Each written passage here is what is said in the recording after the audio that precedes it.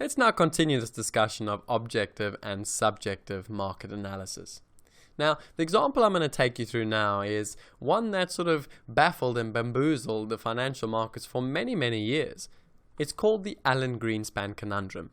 Now, the reason I want to show you this particular example is because we tend to think that it's only retail traders that are sometimes too subjective in their approach and analysis.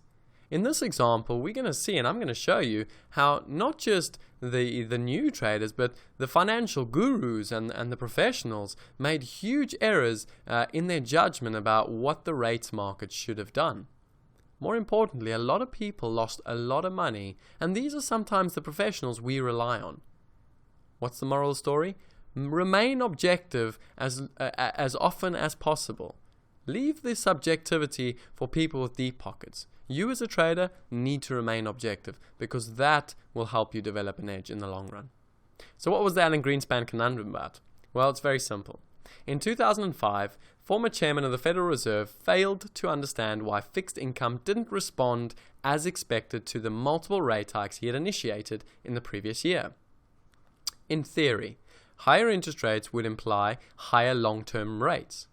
More importantly, expectations for future rate rises would imply that the longer end of the curve should also rise. And this is what baffled not just Mr. Greenspan, but most market participants. So if we take a look at this basic yield chart, what we can see is on the x-axis we can see the maturity or length of time, and on the y-axis we can see yields or yield opportunity. Now, what we should in theory see on this curve is as rates rise, in other words, as yields go higher and higher, as we go further along the maturity curve, we should see higher and higher rates. Why? Because one, we have rate expectations in the future going up.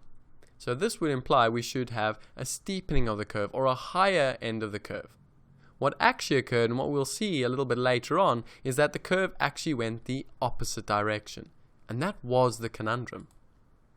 So, just a nice little summary, a brief summary of how to interpret the difference between objectivity and subjectivity. And this is something I keep very close to me, and I write it down quite often.